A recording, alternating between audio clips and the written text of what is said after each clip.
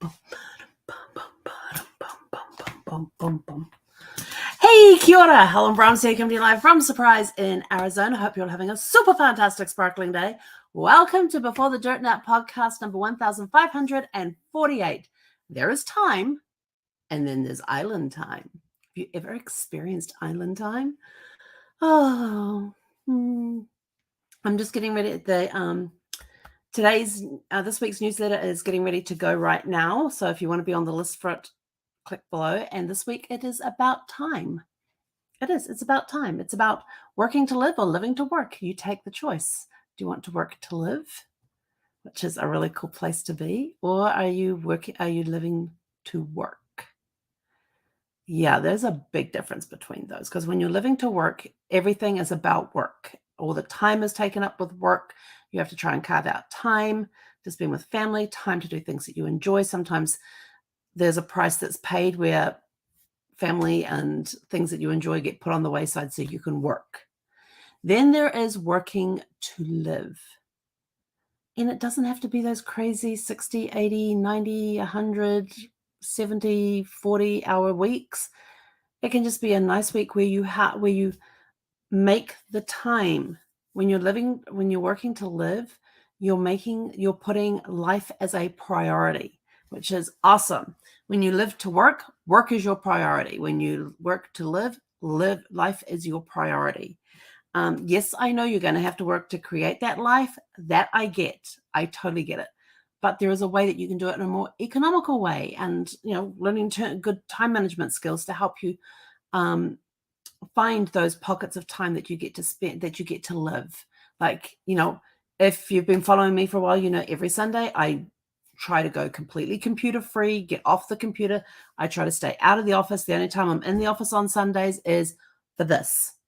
And if there happens to be an event on that I'm an admin for, if it's a weekend event or something that I'm working, those are the only times you'll find me on a computer on Sunday. I basically unplug. I have a complete day off.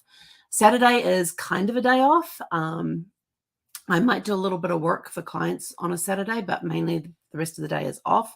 And then during the week, I have set office hours that I work. And then that's it. I'm out of the office. Only because I have other things to do. And somebody will say, well, that's why you're not getting ahead in things, or that's why you're not doing that. I am working to live. I am working to live. And trust me, in my office hours, I am very productive. Some days not as productive as others, but I am getting back into the swing of things. I need to get a flat surface because these walls the walls throughout the entire house are textured. So I can't even put Post-it notes on the wall because they fall off. I'm not allowed to put anything up on the wall unless I have the landlord's permission. So there goes my whiteboard on the wall. But I do have an upright box over there that I'm going to be rearranging my office. This table that I'm using right now is just going to go back against the wall. The two filing cabinets behind are going to come out. One is going to go over in that corner there. And I've got pictures in a picture frame box from the movers that can't be hung up right now. So they're going to sit behind the filing cabinet, and I'm going to cover it in a cloth so it looks pretty. And then I'm going to get a board of some sort to go there, maybe a whiteboard that I can prop up against it, that I can use to put all my sticky notes back up, because I am missing my sticky notes right now, which is probably why I'm not being as productive as I could be, because I don't have my sticky notes up with their things. And if I put them on my desk, I get confused. So we're going to get them back. But we're going to talk about island time tonight. What is island time? Oh my gosh, island time. Well, let's put it this way. I got a bit... People go, oh, how did you find coming from New Zealand to the US? Was it kind of a shock? Well, mostly no. The shock to me was how fast everything is over here. People are busy, like little busy bees. They're buzzing here, buzzing there, and buzz. And I couldn't keep up. And that's when I suddenly realized, I'm like, oh my gosh, they're living to work.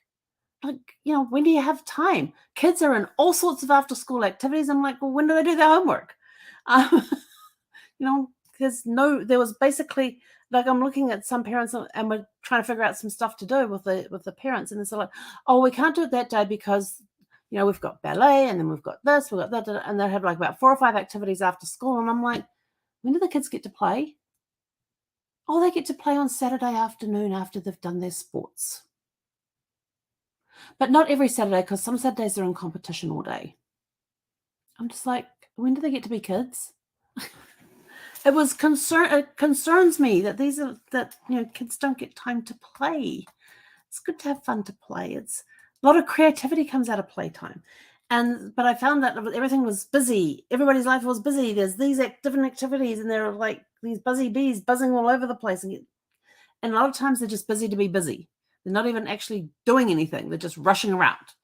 And I'm sort of like, yeah, no. Like they'll go rushing off to the mall to go shopping or something like that. And they don't even, some people will slow down and walk in a mall, and just like stop right in front of you. If you're like me, I hate crowds. I will tell you that right now. I do not like being in crowds of people. So when I go to a mall, I actually pull up the map of the mall on the computer and I study it. And I go, okay, where are the shops that I have to, because if I have to go to a mall, I'm sort of like, I actually put it off for days unless it's something I absolutely desperately need that I've got to go to a mall to get. I will put it off. I will put off going to a mall for as long as possible to pick up whatever it is I need to pick up. It could be the only place.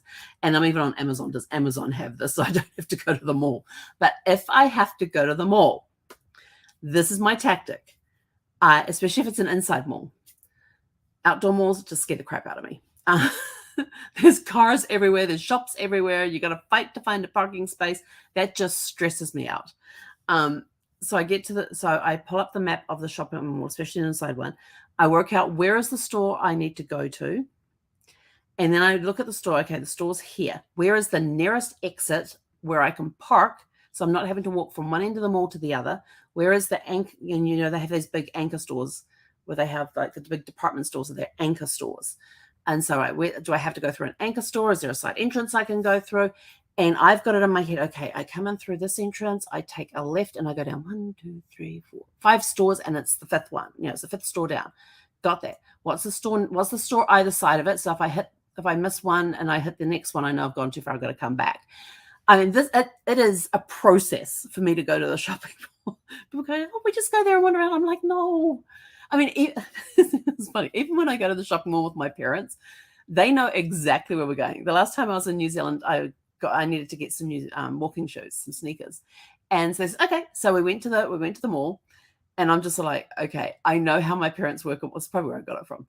We got in the mall, we speed walked through the mall to where the shop was, got in there, got what we needed, got out, went over to the cafe area where we had our hot chocolate and muffin, because they've got this really cool muffin stand there in this mall.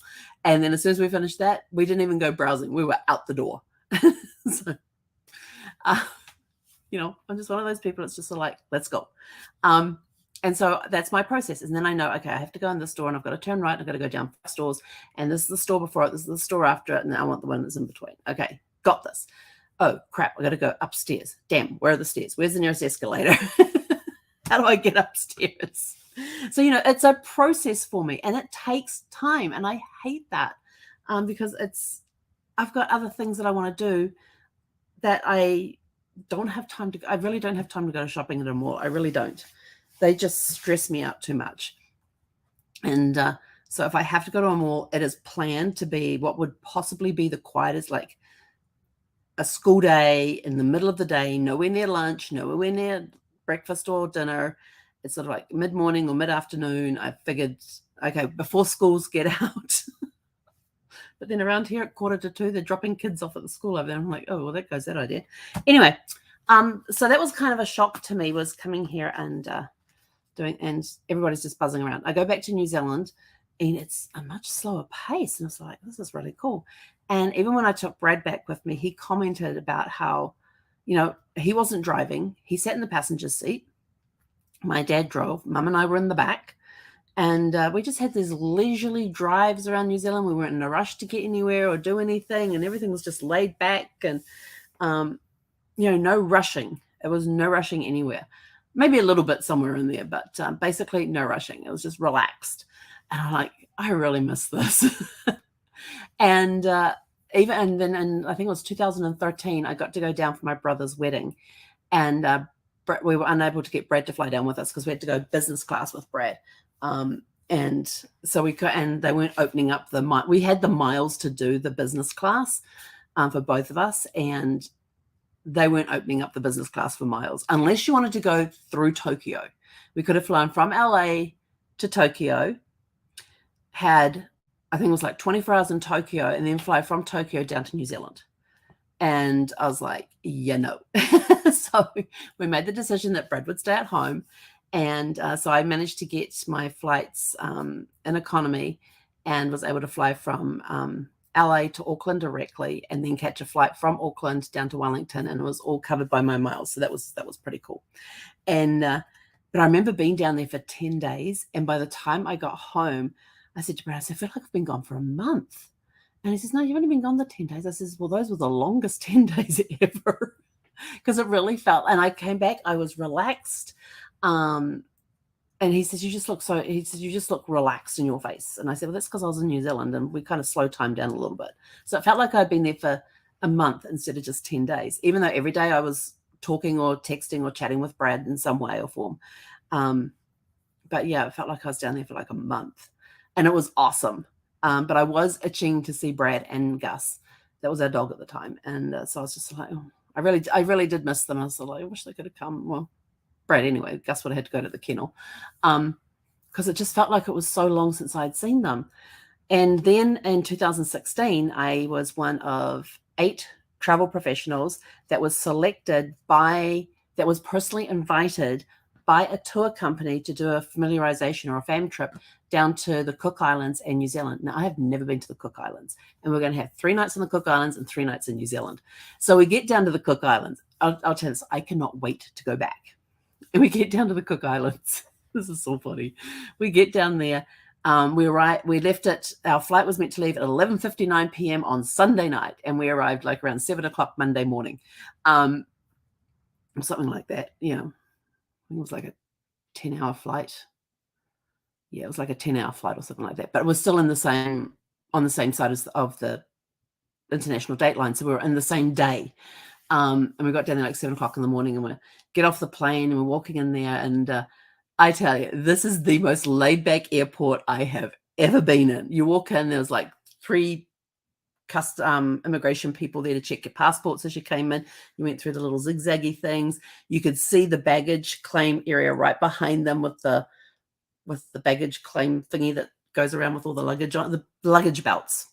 And sitting in the middle on the little bit in between, on the, you know how they have those things in the middle there, that there's a guy sitting on there playing guitar and singing as you're walking in. I'm like, this is great. And he looks over and he sees somebody that he knows in the crowd, and he calls over and goes, hey, how you doing? You know, calls him out by name. And he goes, how long are you back for this time? Type of thing. And oh, welcome home. You know, and he was calling out people from the flight that he knew, which I thought, this is, and I'm just like, this is awesome. I love this. And so we get through, and by the time we get through, our bags are starting to come off already. We grab our bags, and then we walk, and there's a sliding door there with these 2 girls standing either side. They just take our forms, and we just go through, and we're out of immigration and customs. And we get onto the bus there, and we get driven to our hotel, and we get told we've got like 2 hours. I think it was like 2 hours that we had at the hotel before we started now we had a lot of hotels in the 6 days that we were gone. We're doing 3 nights in the Cook Islands and 3 nights in New Zealand.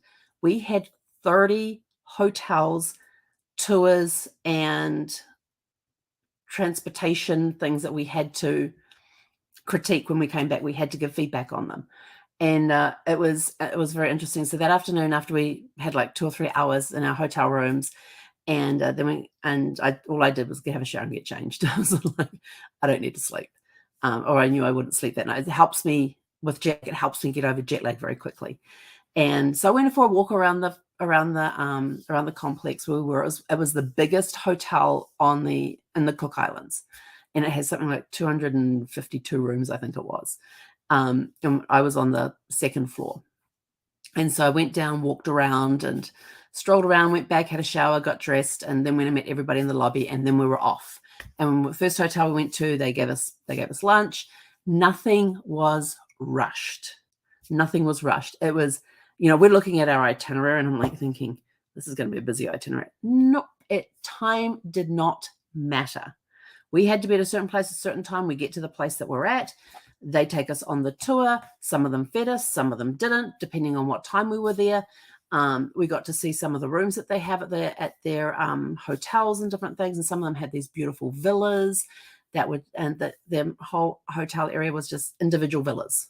And some of them had ocean views, some of them didn't. And some villas were across the road from the ocean or the lagoon. They may have been on the lagoon. They may have been on the ocean side. I tell you, that was the most relaxed thing. And we did. Let's see, we had dinner. We had lunch at 1. Then I think we did another one, and then we went to dinner. We either did 3 or 4 that day. I can't remember. I'd have to go back through my notes, which are in a box right now. And then we had dinner on the beach. Well, they had the restaurant on the beach, and you go into the restaurant, and it's just sand everywhere. You're sitting on chairs on sand. You can put your feet in the sand, and you're squishing it, and it was awesome. You kick off your shoes and just squiggle your toes in the sand, and then we're watching this beautiful sunset while we're sitting there having dinner, and it was fantastic. And the food was fantastic. The company was amazing. And then we just kind of meandered back to our hotel, and then the next day we had to be up early, and we had to be in the lobby before 7. I think it was like 6:45, because we were going to be flying to Arataki, which is one of the islands in the Cook Islands. And it has this beautiful lagoon, this Arataki lagoon. And you go on Vaka, which is a Polynesian catamaran, basically. And you do this tour, and we're doing this day tour of the lagoon. But we had to get on the flight first. We got picked up. We got taken to the first hotel, had breakfast, and then did the tour. And then they took us to the dock that they had there, and we got on Vaka, and we got met by Katu, and he was our guide for the day. He was, everybody was so hospitable. It was just amazing. And so we pull out of there, and we're starting to sail off, and Katu comes over to our table, because we had a whole table reserved, and we all had a coconut with a straw in it. So that was our rehydration thing for the day. It was awesome. And they even had towels at each thing for if you wanted to go swimming and all that sort of stuff. So we didn't have to take towels with us. They really did take really good care. And the lunch, they cooked fresh fish for us for lunch. The food was outstanding. So he comes over to us, and he goes, he says, "Oh, now you're the group of travel agents, right?" And we go, "Yep." And he says, "When did you guys get to the islands?" And we all sort of like looked at him, and then looked around the table at each other and say, "When did we get? Was it yesterday? No, it was a couple of days. No, yesterday." We had to think about the fact that we had to think about the fact that we'd only arrived the day before, and yet we already felt like we'd been on the island for 2 or 3 days. And it just totally blew our minds. And we went, and so we did that. We did another tour of a hotel that evening. They gave us dinner we did 2 hotel tours after we got off to Vaka, then went to a hotel that was hosting us that evening for dinner. And that was the second tour that we did. And then we went back to our hotel for the night. The next morning when we got up, we had breakfast, and then they took us on a tour of the facility there. And that was our second. Oh, no, and then we had to get on to the airport and fly back to Rarotonga, where we were staying at the original hotel. So it was really cool. We only had to take a night bag with us, and they held our luggage for us. And when we got back, our luggage was already in our rooms. We didn't have to take it up there or anything else. They already had our luggage in our rooms. They just gave us our keys, and off we went. We had a great meal that evening that was put on by the hotel. And then the next day, we did something the next morning. We did another couple of hotels the next morning. Oh, no, we went shopping that morning. That's right. We had free time, so we went shopping. They took us to downtown on Rarotonga, and we went shopping and had a blast. Because it's like nobody around. It was awesome. And then we had to get on the bus to go to the airport. And we had a last-minute hotel that was added in. They heard we were on the island and wanted us to come and see their hotel.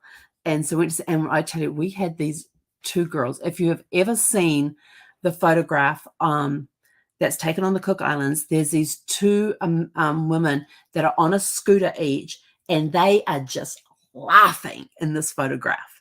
And the 2 women that were taking us around this hotel, all I could see in my head was this picture of these 2 women on the scooter just laughing.